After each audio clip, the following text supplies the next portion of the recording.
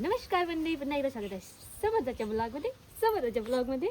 समर्थ आज आंबे दाखवणार आहे, कैली दाखवणार आहे आणि काय दाखवणार, चिकू दाखवणार आहे, पपई दाखवणार आहे, सगळं दाखवणार आहे.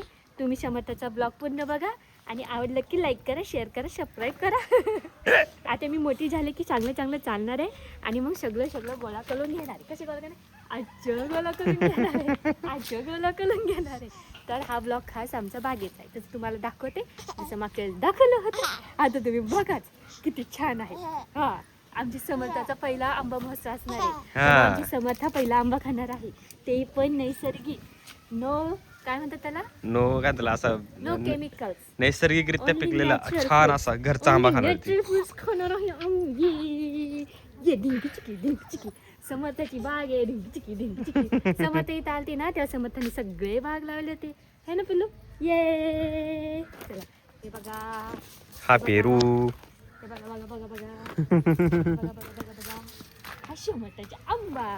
काय समर्थाचा आंबा कशी तोडायचे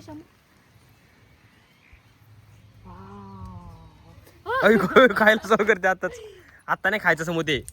आता आंबट लागले तुला, नाही का? तुला आता कैरी देतो, थांब थोड्या वेळाने ना, गोडवाली कैरी देतो. थोड्या वेळाने आंबा कैली आता ही लगेच तोडीन ती.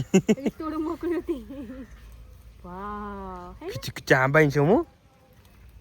आणि तिला इथं आल्यानंतर पहिली गोष्ट, इथं आला कुत्रा दिसला ना, ती सोसायटीत कुत्रा असतात, पण इथे एकदम छोटं कुत्रा आहे ना, त्याच्या मागच लागली होती. तिला इतका आनंद होत होता ना, तिला भारी वाटतंय. चल, हे बघा समर्था कुठे आलेली आहे, पाठीमागच्या काय म्हणतात, आंब्याच्या बागेत. आंब्याच्या बागेत आलेली. बघा किती कैऱ्या आले असतात. तिकडे पण पूर्ण आंबेच आंबे आहेत, तुम्हाला दाखवतो.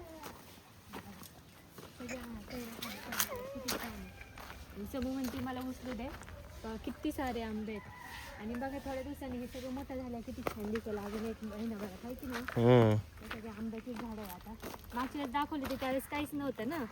हे बघा छोटासा आंबा पडला, तो पण येलो कलरचा, इतका छोटा. तर अशा प्रकारे सगळे आंब्याचीच बागे मागे आहे की नाही. आता चिकू वगैरे पलीकडे चिकू पलीकडे चिकू आहेत. बघा चिकू दाखवतो, चिकू किती छान आलेले आहेत. चिकू आहेत की इथे पाहू शकता, किती छान चिकू आलेले आहेत, मोठे छान.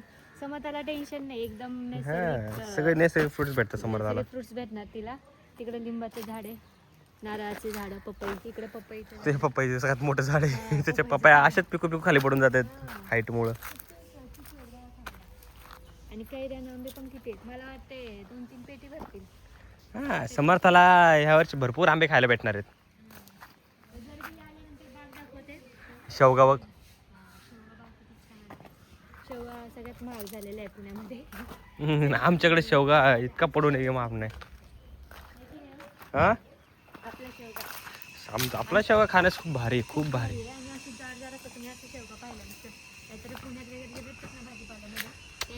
जे झाड भेटतात ना पुण्यात, ते निबार झालेले असतात, त्याला चव नाही राहत. पण आपला जो शेवगा आहे ना इथला, जेवढा जास्त निबार होईल तेवढा तो खायला भारी लागतो. कारण आम्ही नाही तो घेऊन जातो ना मावशीकडे वगैरे, खास इकडे आली की त्यांची फरमाईश असते की नाही का, येताना शेवगा घेऊन ये, चिकू घेऊन ये. इतकं भारी लागतात माहिती का. शेवग्याचं सूप तर इतकं छान वाटतं ना, भाजी पण लय भारी लागते यांची, कारण एवढं जाड असे शेवग्याचे झाड. आता हिला असं झालंय, मी इथं किती फिरून किती नाही. ते मध्ये खाली सोडा, मला खाली सोडा, खाली चढायचे. चालायला लागशील ना तेव्हा तू एकटीच फिरून येत जा, तेव्हा सगळं तोडून आणेल ती. तर अशी ही बाग मस्त पैकी.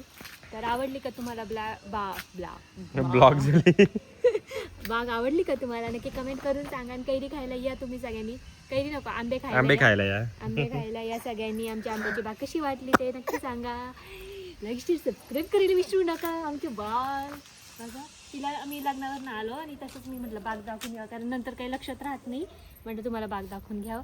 चला, ब्लॉग आवडला असेल तर नक्की कमेंट करा, लाईक करा, शेअर करा, सबस्क्राईब करा.